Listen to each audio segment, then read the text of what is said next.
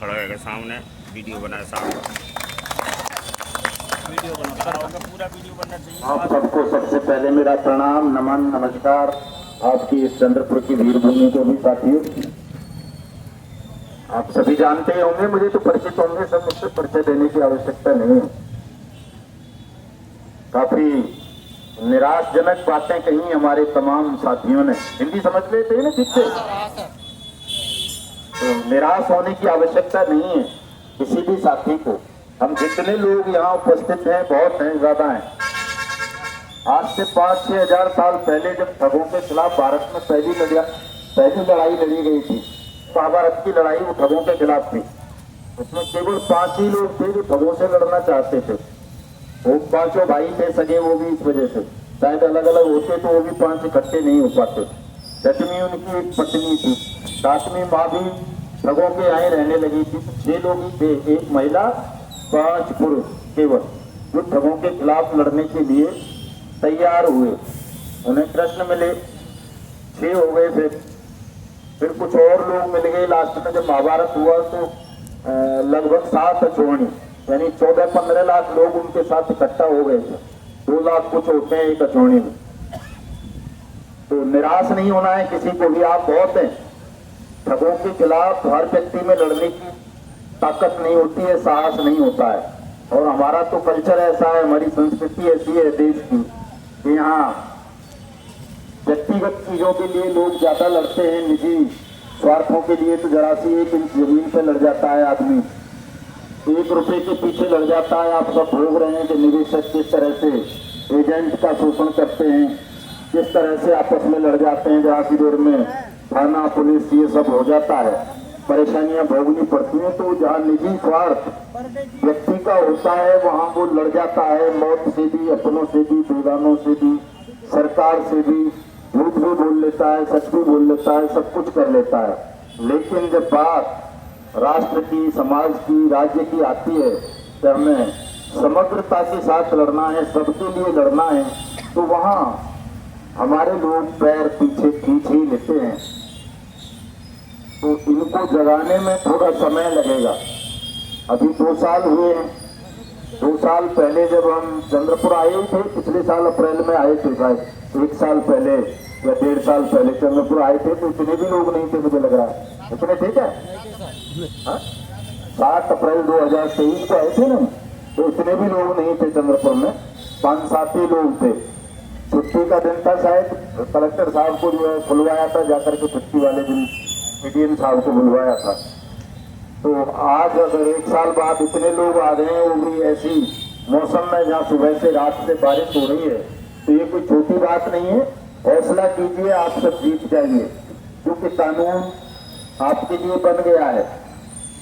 ऐसा नहीं है कि साहब कोई कानून नहीं है आपका पैसा वापस करवाने का, तो कानून बन गया है। महाराष्ट्र में तो हर जिले में लगभग सक्षम अधिकारी बना दिए गए हैं। एसपी जो भी हैं आपके हर जिले में महाराष्ट्र के, वही सहायक सक्षम अधिकारी हैं आपके यहाँ। और जो आईजी पुलिस है रेंज की, वो सक्षम अधिकारी हैं। शायद 1 जिला बाकी है ना सब उसमें। हाँ, तो वो भी गढ़चिरौली, वो भी कंफ्यूजन है थोड़ा सा। बाकी कागजों में, कानून में हर जगह आपके लिए सक्षम अधिकारी, सहायक सक्षम अधिकारी बना दिए गए हैं, जो आपका भुगतान करेंगे।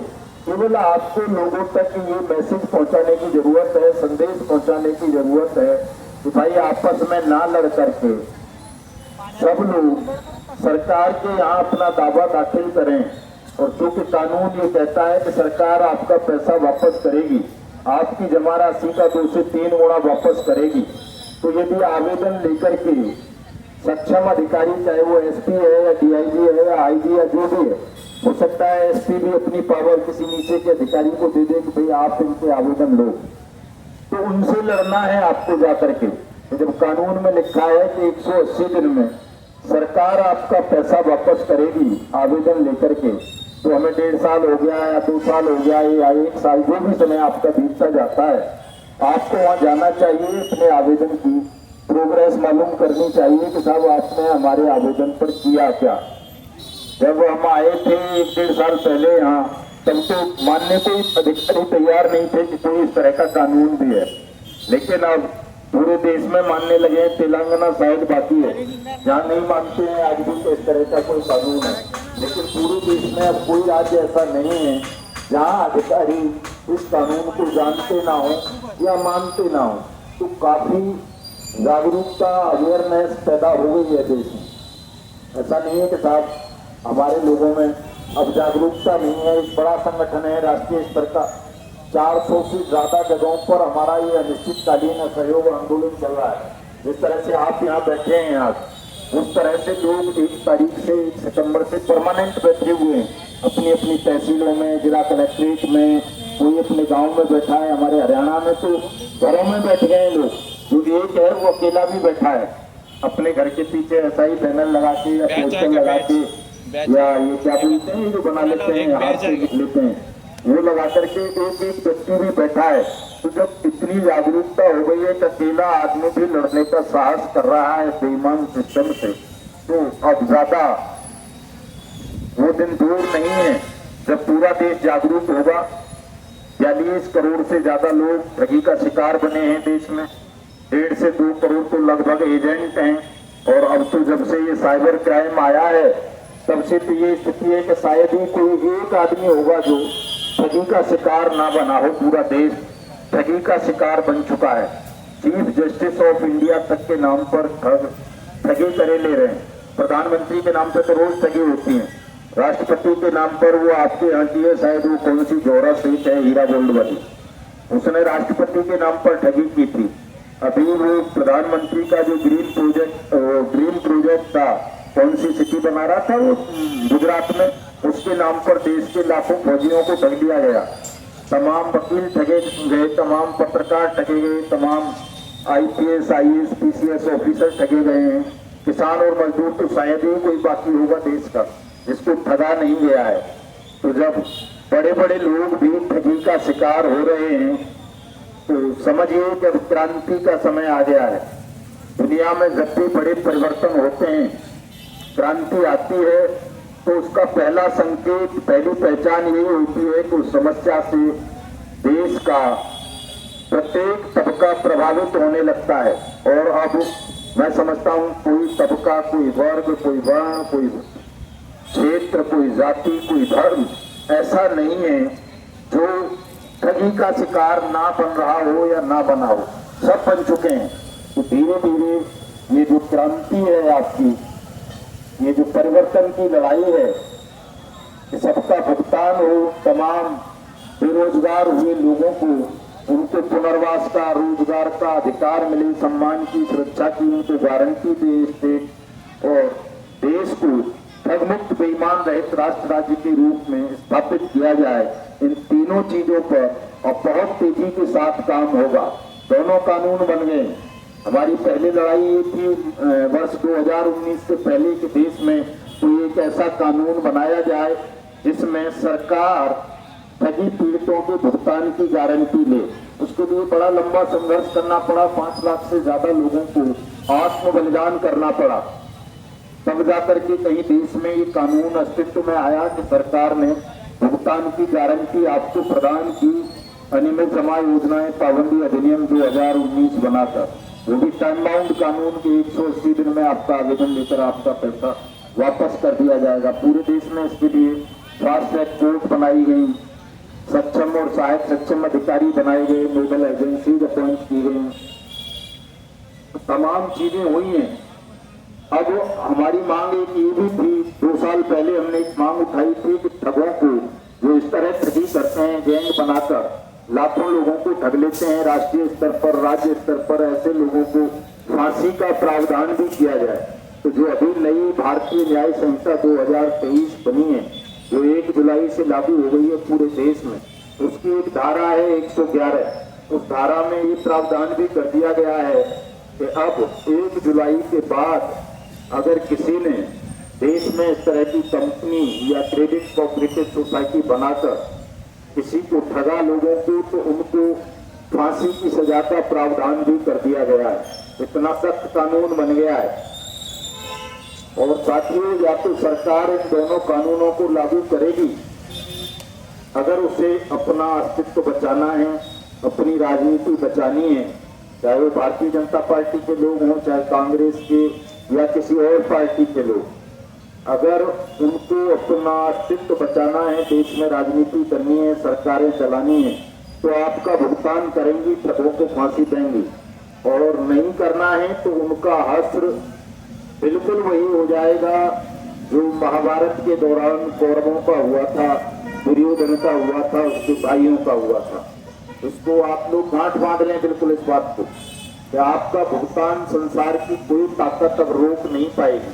आपका भुगतान करना होगा, उनको हर हाल में करना होगा, अन्यथा उन्हें तैयार रहना होगा अपने अस्तित्व की समाप्ति के लिए। और ये बहुत जल्दी हो रहा है। 400 जगहों पर पूरे देश में, तहसीलों में, जिला मुख्यालयों में लोग बैठे हुए हैं और ये संख्या लाखों में हो जाती है। 22 सितंबर को पूरे देश भर में जेल भरो आंदोलन शुरू होगा। आप भी यहाँ कीजिए। एक जिले में 2-3 हजार लोगों से ज्यादा लोगों को जेल में रखने की ताकत नहीं होती शासन प्रशासन की। 2-3 हजार लोग अगर इकट्ठे होकर चले जाएं तो हमें जेल में भेज दो, तो नहीं भेज पाते हैं। इतनी बड़ी जेलें नहीं होती हैं देश को किसी भी जिले में। आप भी जाना पाइए जुलाई को, यहाँ सब कहना है एसपी साहब को तो हमें ही जेल भेज दो, आप ठगों को जेल नहीं भेज सकते, हम गिरफ्तारी देने आए हैं। डरना मत बिल्कुल भी, डरोगे तो दुनिया डरा लेगी और जब आप भयमुक्त हो जाएंगे तो फिर कोई नहीं डराता है। और आपकी जो लड़ाई है वो सत्य की लड़ाई है, न्याय की लड़ाई है, कानून के इम्प्लीमेंटेशन की लड़ाई है। इसलिए आपसे कोई भी टूम चपड़ नहीं कर पाएगा, आपकी बात को सुनेगा, आपकी मांग को मानेगा।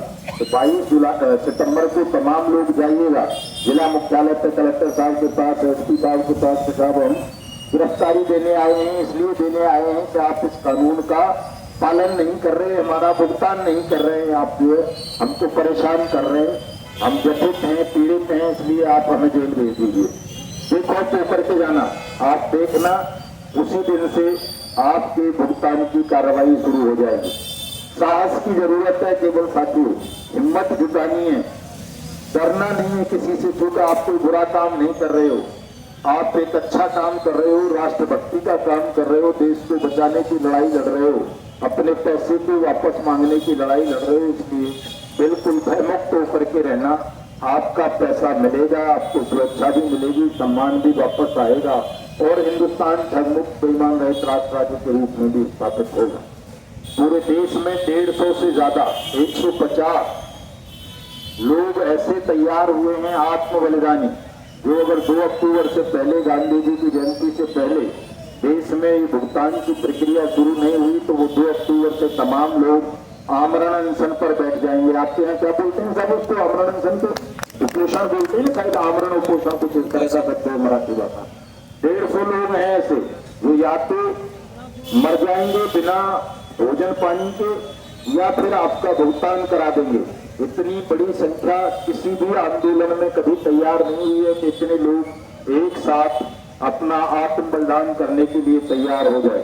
तो आपके आंदोलन में ऐसे साथी भी तैयार हो गए, इसलिए आपको किसी को बेचैन होने की जरूरत नहीं है, डरने की जरूरत नहीं है, मन छोटा करने की जरूरत नहीं है कि साहब हम कम लोग हैं।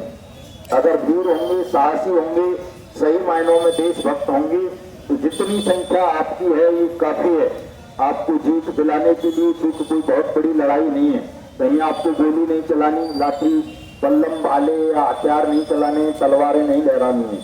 सत्याग्रह के माध्यम से, अहिंसा के माध्यम से, बिल्कुल पूर्ण गांधीवादी तरीके से आपको इस आंदोलन में अपनी अपनी सहभागिता निभानी है, सहभागी बनना है और आप जीतेंगे निश्चित रूप से, ये तो तय है, क्योंकि कानून आपके साथ खड़ा है। आपकी लड़ाई सत्य की है, न्याय की है, तो परमात्मा भी आपकी सहायता करेंगे।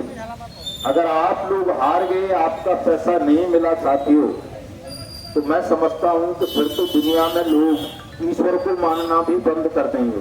वो लोग सत्य की दुहाई देते हैं कि साहब सच सदा जीतता है, लोग सच बोलना छोड़ देंगे। और जब परमात्मा को नहीं मानेंगे लोग, सच को नहीं मानेंगे, तो फिर तो इस दुनिया का ही अस्तित्व खत्म हो जाएगा। इसलिए अपने मन में अंश मात्र भी ये विचार मत लाना कि आपका पैसा आपको वापस नहीं मिलेगा, 100% मिलेगा। केवल जरूरत आपको इस लड़ाई को निरंतर रखने की है। बस जारी रखिए। ऐसा ना लगे सरकार को कि आप लोग पीछे हट गए हो, पैसा मांगना बंद कर दिया है। मांगते रहिए, चिट्ठी डालते रहिए, पोस्ट कार्ड डालते रहिए, आवेदन करते रहिए। 1 आदमी, 2 आदमी, 10 आदमी हर जिले पे, हर तहसील पर बैठे रहिए। 2 अक्टूबर तक कम से कम बैठिए सब लोग लगातार धरना लगा करके, तभी आपका आंदोलन धीरे धीरे गति पकड़ेगा, ये तेज हो जाएगा। अब देखिए ना, तेलंगाना जैसे राज्य में जहाँ हमारी भाषा भी नहीं समझता कोई, महाराष्ट्र में तो समझते हैं फिर भी थोड़ी थोड़ी हिंदी, लेकिन तेलंगाना में तो कोई नहीं समझता हमारी भाषा। कर्नाटक में कोई नहीं समझता, वो कौन सा है दूसरा राज्य साहब आपका, तमिलनाडु में कोई नहीं समझता। लेकिन तमाम लोग हमारे विचार जानने के लिए हिंदी सीखने का प्रयास कर रहे हैं। बहुत सारे छोटे छोटे बच्चे कई फोन करते हैं, तो अंकल जी हम हिंदी सीख गए हैं आपका भाषण सुनने के लिए, केवल आपका वीडियो सुनने के लिए। आप बहुत अच्छी बातें करते हो, आपने बहुत साहस किया है, बहुत जागरूकता ला रहे हैं आप पूरे देश में। लगे रहिए, जीत जाएंगे। तो तमाम साथी मन छोटा नहीं करेंगे, जीतेंगे सभी। तेलंगाना के साथियों से भी कहना चाहूंगा कि आप भी मन को हल्का नहीं करेंगे, आपके यहाँ भी ये होगा। तेलंगाना हमारे ही देश का भाग है, कोई बाहर नहीं है भारत से कि वहाँ सक्षम अधिकारी नहीं बनेंगे, वहाँ भी बनेंगे। तो बहुत जल्दी अक्टूबर में हम दोबारा से महाराष्ट्र आएंगे। उस वक्त जो है आपका तेलंगाना भी कवर करेंगे, कर्नाटक भी और तमिलनाडु भी, और सब जगह इन भुगतान पटलों की स्थापना होगी, आपका भुगतान होगा। बहुत बहुत धन्यवाद आप सबका, बहुत बहुत आभार, अभिनंदन। जय हिंद, जय भारत।